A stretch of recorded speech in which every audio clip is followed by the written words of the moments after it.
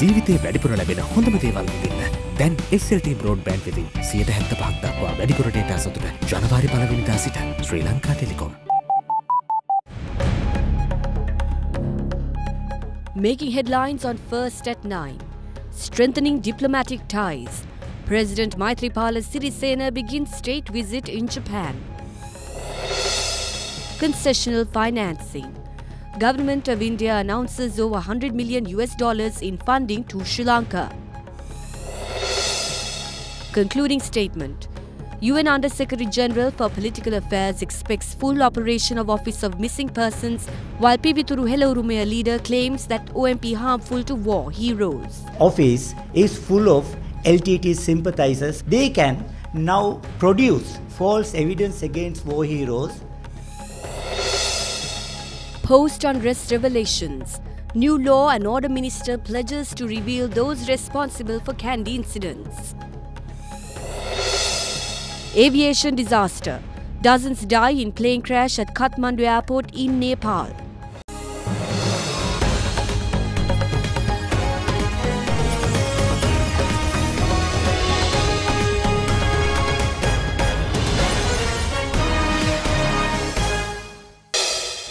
A very good evening and welcome to First at 9. I'm Katharina Chang. Now moving on to your top story tonight. President Maithripala Sirisena commenced his official visit in Japan today after concluding his state visit in India. He was welcomed by a special delegation of the government of Japan at the Narita International Airport in Tokyo. During his visit, the president is scheduled to meet Emperor Akihito and Empress Michiko, where an official welcome ceremony for the president is scheduled to be held at the office of the Japanese Prime Minister on Wednesday. Later, President will hold bilateral discussions with Japanese Premier Shinzo Abe, where talks will focus on strengthening trade and cultural ties between the two nations. A special business and investment forum will be organized, where the president will meet the president of Japan International Cooperation Agency and representatives of several trade organizations. President Sirisena is also expected to meet the chief incumbents of Sri Lankan Buddhist temples in Japan and participate in an observation tour of a modern waste management center during his visit in Japan. Meanwhile, in an interview with Japan's National Public Broadcasting Organization (NHK) ahead of his visit, President Maithripala Sirisena has said that China's Belt and Road Economic Initiative should not be allowed to pose a threat to the international community. Speaking on the context of the Hambantota port, President Sirisena said he understands concerns that Beijing could use the port for military purposes, but noted that by doing so, the bilateral agreement will be violated, a matter the government will not allow. NHK quoted the Sri Lankan president as saying that China should make it clear it will not pose any threat to other countries. President Sirisena has also expressed enthusiasm for Japan's plans to build quality infrastructure in Sri Lanka in an effort to promote a free and open Indo-Pacific region.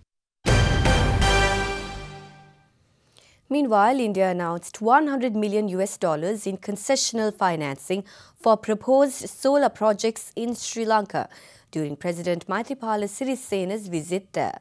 The projects include the development of 200,000 rooftop solar units for low-income families and setting up of rooftop solar units in government schools, hospitals and other government institutions in the country. Now, following the conference of the International Solar Alliance yesterday, India announced concessional financing for solar projects worth of $1.4 billion to a total of 15 countries. Indian Prime Minister Narendra Modi described the International Solar Alliance as the single most important global achievement after the Paris Accord on climate change. President Maithripala was in New Delhi attending the founding conference of the AIESEC that was co-chaired by Indian Prime Minister Narendra Modi and French President Emmanuel Macron.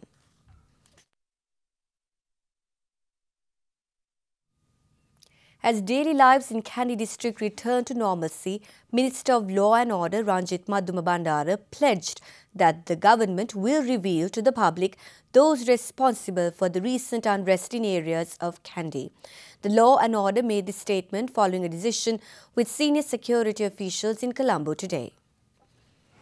All schools that were closed since the 7th of March due to the recent unrest in areas of Kandy reopened today.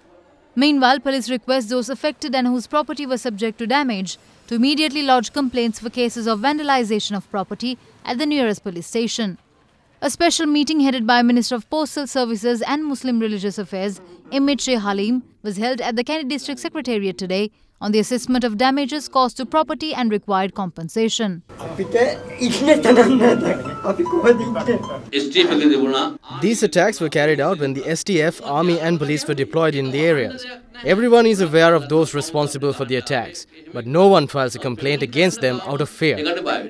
Meanwhile, Governor of Central Province Niluka Ekanayaka visited the family of the truck driver who died following an assault on the 22nd of February. With the President's support, we will ensure that this family is provided for and the child's education will be taken care of. We will also renovate their house. Meanwhile, police have arrested 230 individuals in relation with the recent incident. The wife of the main suspect, Amit Veerasinghe, who was arrested for carrying out extremist social media campaigns, filed a complaint at the Sri Lanka Human Rights Commission today. Amit Veerasinghe is a member of the organisation Mahasohan Balakaya. He never asked the public to burn stores and mosques. It was the police who asked him to come. Now they are just trying to save themselves. Meanwhile, Minister of Law and Order Ranjit Madhuma Bandara chaired a discussion with senior security officials, including the IGP as well as CID officers, at the Ministry of Public Administration to ascertain necessary measures that should be in place in order to prevent such incidents in future. We discussed whether we should lift the state of emergency and if so, when that should happen. We also talked about whether we can lift the temporary ban on social media platforms and if that will have an impact on ongoing investigations. But we will be able to lift the ban on social media soon.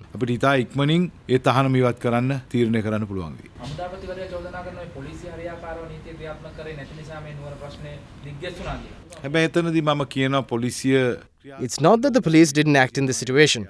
They have always done their duty. With their help, we were able to control the situation with only 2 deaths other than the truck driver's death. We will inform the public as to who was behind these incidents once we receive the relevant reports.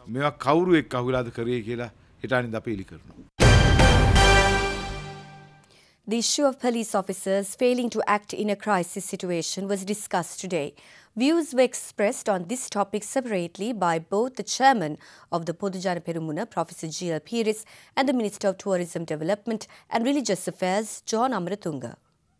The police service has been tarnished by none other than this government. The OIC of the Ipologama police station in Anuradhapura once went to resolve a conflict in the area. But what happened? People hooted at him and he had to leave. This government has put the police in such a situation. Can we expect anything from intelligence units of the country? They are being imprisoned. The Prevention of Terrorism Act is turned upside down, and now cases are being filed against the officers and not the terrorists.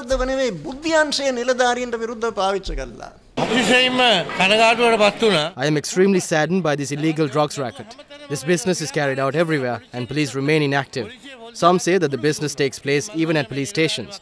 I really don't know what the ministers and officers are doing. Something needs to be done about this soon. Most high-ranking officials are absent today at the meeting. I asked them what's the use of having meetings like this if you're not going to show up. It shows that the administrative capabilities of the government has deteriorated. Former Defence Secretary Gotabaya Rajapaksa claims that current issues faced by the country is owing to government's policy of seeking advice from non-governmental organisations instead of guidance from the Buddhist clergy. He made this remark at an event held in Kuliapitiya last evening. Former Defence Secretary Gotabaya Rajapaksa participated at an event held at the Kuliapitiya Sri Pavaragiri Vihara last evening. The event was graced by Anunayaka Thera of Malwatu Chapter, Most Venerable Niyangoda Vijitasiri Thera. Chief Incumbent of Sri Pavaragiri Temple, Venerable Kakunavala Vanaratana Thera was also present. We see that certain decisions are being influenced by the international community. Therefore, we need to start writing war literature covering our history, but it should not be negative. Why do you think we still refer books such as the Tupowansa and the story of Kim Gamunu's victories? Venerable Mahasangha, all of you are aware that during a time like this, when I was attached to the Ministry of Defence, I used to seek your advice and then take action. However, today it is evident that instead of taking decisions based on religious guidance, we are in an era where advice is sought from non-governmental organizations. It is due to the impact on our country's religion and culture that various issues are being created in this country.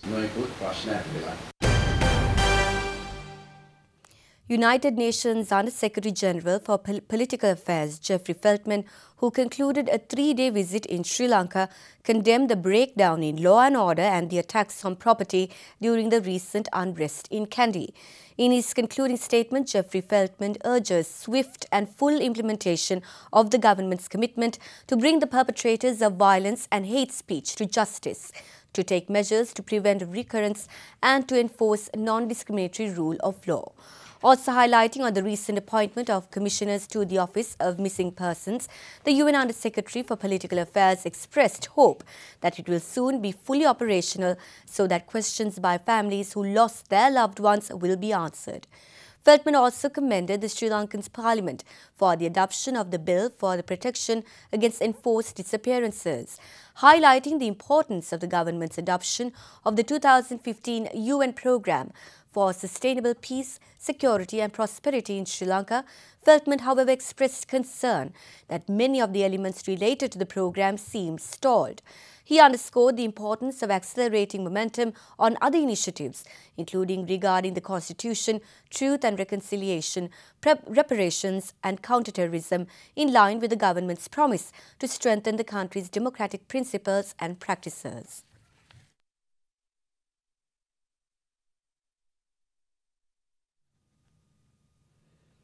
Meanwhile, leader of the Pivituru Helolume, Udayagamanpila, claims that the establishment of the Office of Missing Persons is harmful for the war heroes in the country. While entire nation's focus was Kandy, there was two crucial events took place, one in Colombo, the other one in Geneva, in respect of security of our war heroes. Both these two events took place on the very same day, 8th of March. Firstly, in Geneva, United Nations High Commissioner for Human Rights urged the member states to use universal jurisdiction against Sri Lanka to punish the culprits of the so-called war crimes. Universal jurisdiction means any country can file action and punish against persons who have committed the crime in another country or nationals who belong to the other nations. In the recent past, new act was enacted to establish Office of Missing Persons. This office is full of LTT sympathizers such as Nimalka Fernando. They can now produce false evidence against war heroes and provide those evidence to the international community with the official stamp of the government. With the Prince Al Hussein's proposal, they can institute legal action against war heroes in any country in the world. On 8th of March, Parliament passed an act called Protection of All Persons from Enforced Disappearances Convention Act. Now, Sri Lankan government is duty bound to expel or hand over any person who has been requested by another state which is a party to that convention. These three actions have severely endangered our war heroes' lives. Department of Meteorology informed the public today that a low-pressure zone has formed in the vicinity of Sri Lanka towards the southern part of the country. Officials of the department warned that the current weather system could result in rough seas around the country and advised fishermen to refrain from venturing into sea over the next 36 hours. The low-pressure zone, which has formed towards the southern part of the country, is expected to bring showers or thunder showers in many provinces of the island. The Met Department also warned the public to be vigilant of lightning activity over the next 36 hours. The department officials, however, say that the low-pressure zone will move away from the country tomorrow.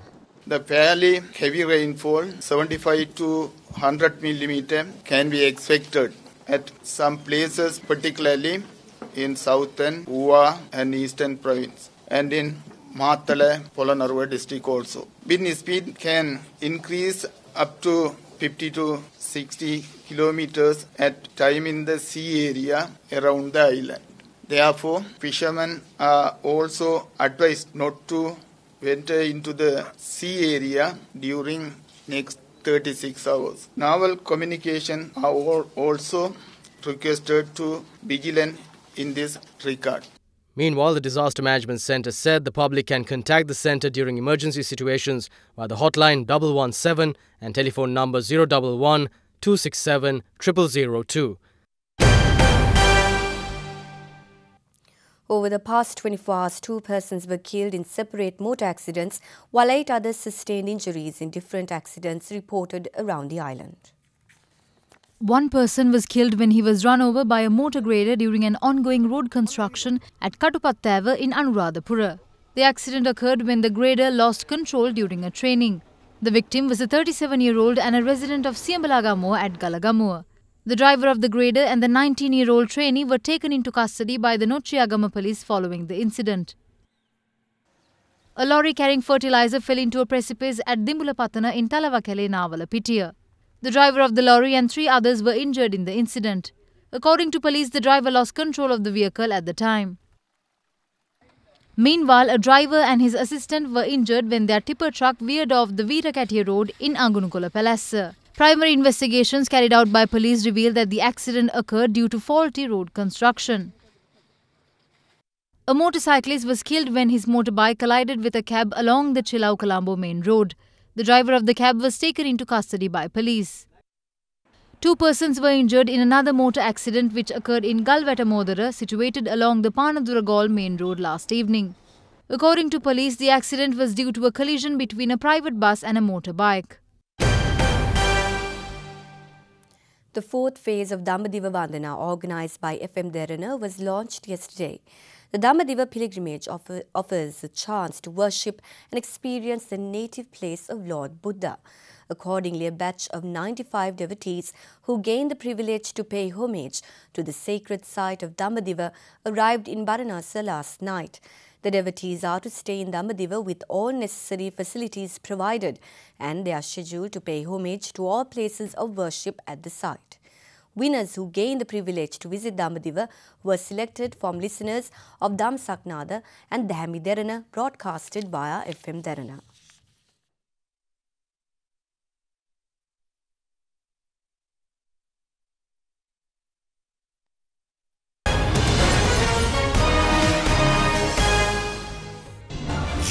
Watching Sri Lanka's award-winning news channel, Other Derana 24/7.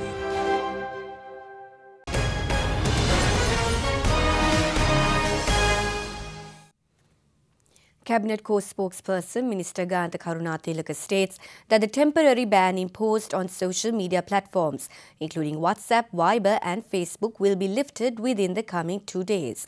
Meanwhile, several parties expressed their views today over the temporary ban on social media currently in effect. Telecommunications Regulatory Commission of Sri Lanka took measures on the 7th of March to temporarily block the usage of Facebook, Viber, WhatsApp and other social media platforms following the series of incidents that unfolded in Kandy. The National Alliance for Lawyers Association filed a complaint to the Human Rights Commission today in protest of the government's decision on blocking social media platforms, while accusing that the move violated the fundamental rights of the country's citizens. Meanwhile, an 18-year-old student arrested on charges of spreading racial comments was produced before the Colombo Magistrates Court today.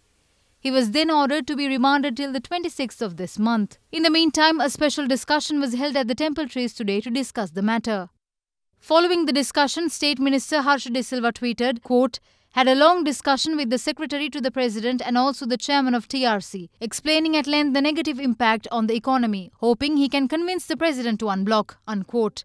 Meanwhile, several parties expressed their views regarding the temporary ban imposed on social media platforms. The clashes in Kandy is now over. Curfew has been lifted. Emergency declaration will also be ended within next few days. But unfortunately, government is very reluctant to lift the ban on the Facebook and other social media networks. There is a very simple answer. Government is now hunting social media in the cover of controlling the hatred campaigns. That's the bitter truth. The last few years, Facebook was the fountain of anti-government activities. Facebook was the single most element which has contributed to anti-government sentiments prevail in this country. So government is now in need of controlling the anti-government sentiments prevail in the country. Both President and Prime Minister have not only visited Facebook, they have continuously feeded with different posts.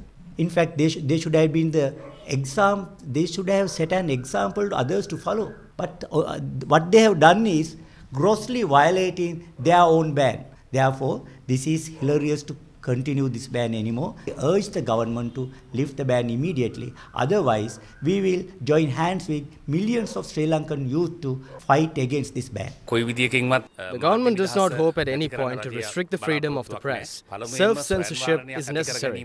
We all know that it is the government's duty to control things when necessary. ඒ සමාජ විද්‍යාල web අඩවි භාවිතා කරන ව්‍යාපාරිකයන් මේ සම්බන්ධ විශාල ගැටලුවකට ලක් වෙලා තියෙනවානේ. Firstly, the duty was to take necessary actions when the country was in a crisis. These things will return to normal after lifting the ban within the coming 2 days. If an indecent language is used to attack the President and the Prime Minister, and if posts containing racial comments are being posted, action should be taken against such people. A knife can cut both bread and a human. We are not hoping to continue this ban for a long time, but to make sure rules and regulations are in place. They are planning to teach how to use social media for a good cause by completely blocking Facebook. These plans will be executed as we expect if they lift this foolish ban.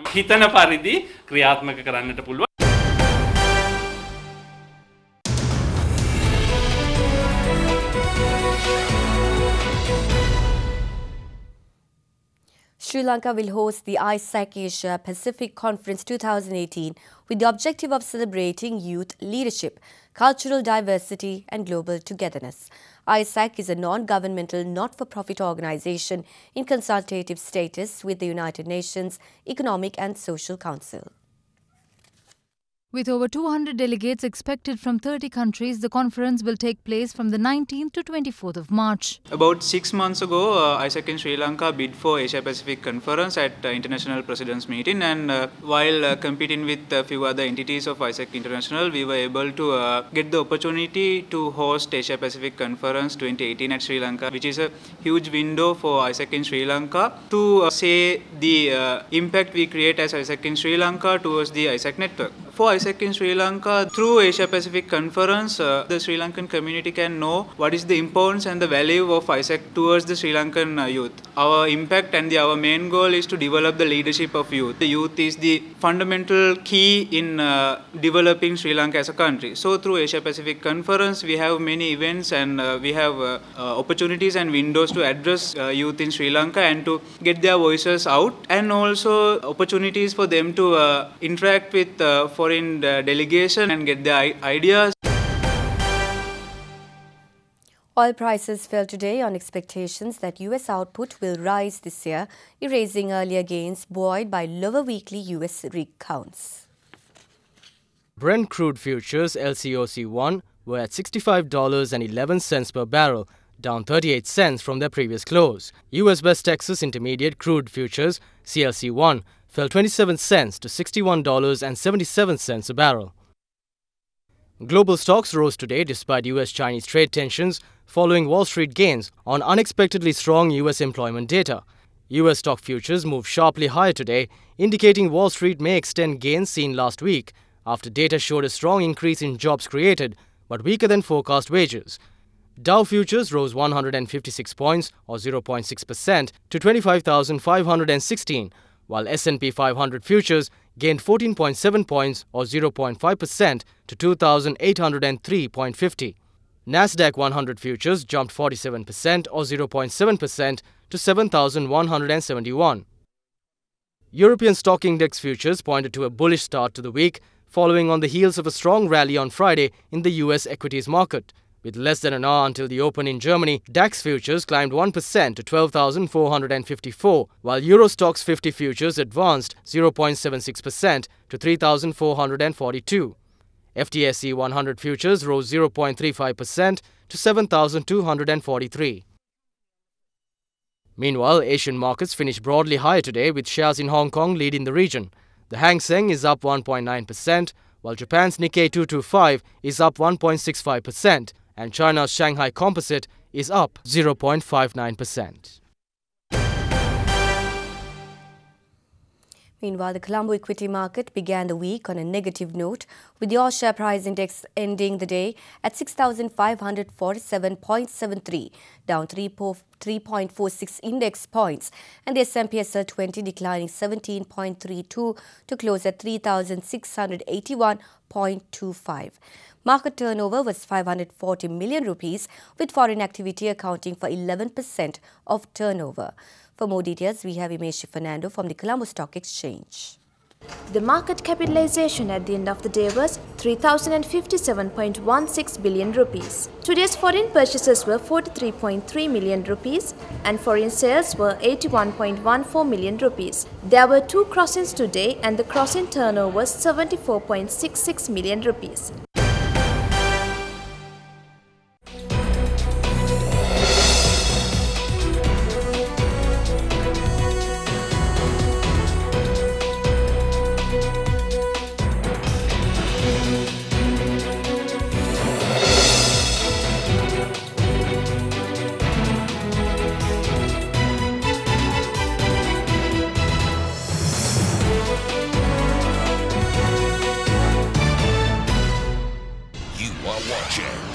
Sri Lanka's premier news channel, Derana 24/7.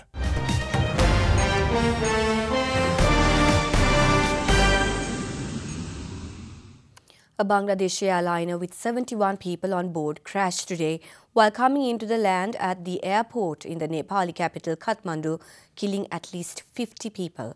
The Bombardier Q400 series aircraft burst into flames and came to rest in a field near the tarmac of Tribhuvan International Airport.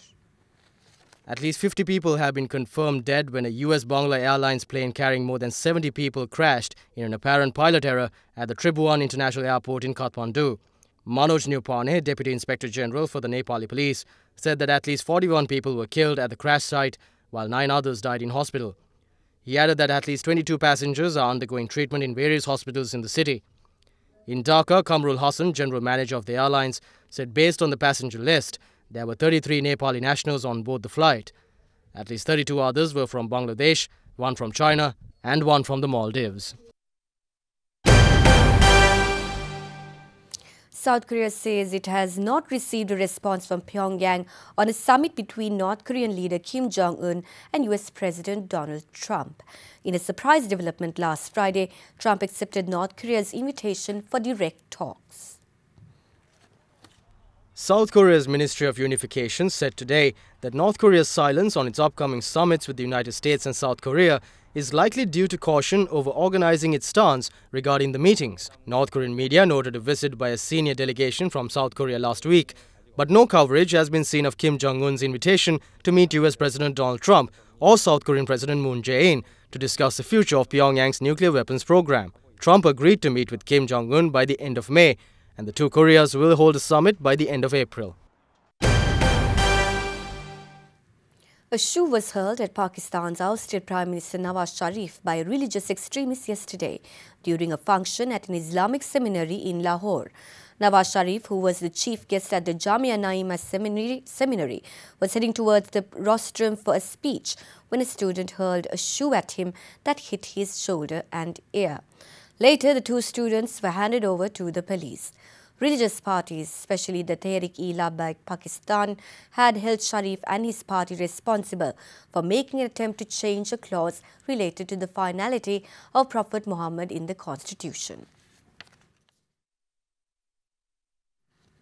Let's now take a look at some other stories making news across the world. Tens of thousands of farmers from India's western Maharashtra province reached the state capital of Mumbai today to protest what they called a lack of government support, despite severe distress within the sector that employs the majority of the country's workforce. The farmers are demanding waivers on agricultural loans in the aftermath of unseasonal rains that destroyed crops, as well as more support from the government, fair prices for crops, and the transfer of forest lands to tribals who have been tilling them for decades.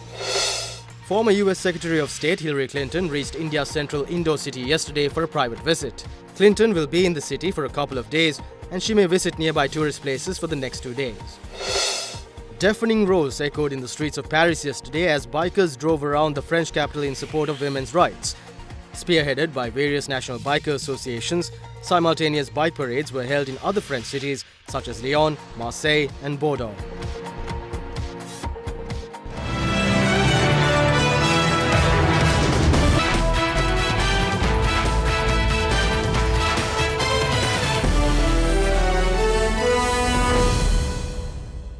Sri Lanka took on India in the fourth T20 of the Nidhas Trophy 2018 Tri-Series at the R. Premadasa Stadium in Colombo.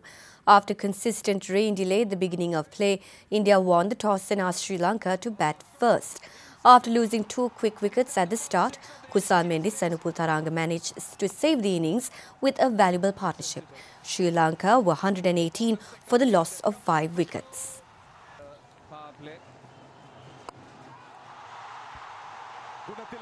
How far has that gone? I think it's gone far enough. Former world number 1 Novak Djokovic faced a shocking exit in the BNP Paribas Open 2018, while current world number 1 Roger Federer remained flawless despite interruptions by rain in his tournament debut. Novak Djokovic produced a disappointing performance as the former world number 1 lost to Japanese qualifier Taro Daniel in the second round at the BNP Paribas Open yesterday. On his return from a right elbow surgery, Djokovic lost his rhythm as he went down 7-6, 4-6, 6-1 to make a quick exit from a tournament he has previously won 5 times. Yeah, I mean, it's kind of hard to describe. I mean, it's, it was a pretty scrappy match, but I mean, I can't believe I beat someone like that on the center court like this. It's pretty crazy. For me, it felt like first match I've ever played on the tour. Very weird. I mean, I just completely lost rhythm, everything. Defending champion Roger Federer took little time breaking left-hander Federico Del Bonis in the first set, claiming it 6-3. But rain stopped play at 2-all in the second set. Okay, so they're just going to be put into a holding pattern here by the sound of things. Just get off the court, then Less than 24 hours later, Federer was back on the court, where he finished off Del Bonis 6-3, 7-6. Game, 7 match Federer. 2 sets to love, 6-3, 7-6. You are watching Sri Lanka's #1 news channel, Derana 24/7. Let's now cross over to Manusha Jayathilaka at the Derana Weather Centre with your forecast first evening edition.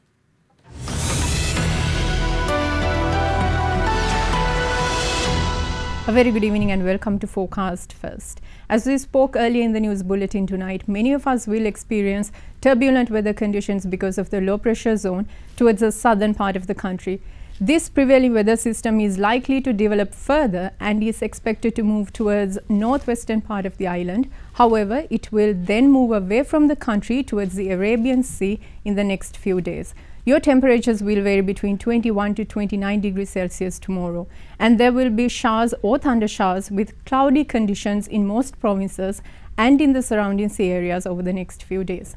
Our viewers in Galle and Mathura districts as well as North Central province in particular will experience strong winds of up to 45 to 50 kilometers per hour. Well, that's it from your weather center tonight. Up next is your city by city forecast.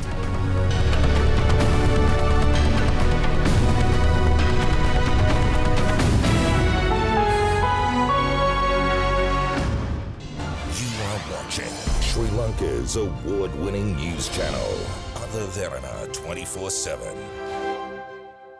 And that's all we have from First at 9 for tonight. But before we go, we'd like to take you to the Ceylon Tea Museum, located 5 kilometers south of Kandy on the Hantani Road. The factory that now houses the museum is constructed in 1925. The tea museum was abandoned for more than a decade and was refurbished in 2001. The museum contains exhibits on tea pioneers as well as lots of vintage tea processing equipment.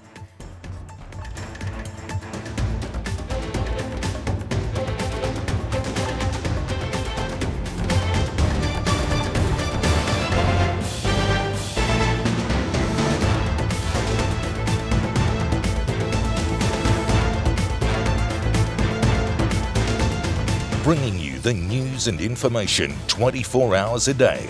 This is Sri Lanka's premier news channel, Other Derana 24/7.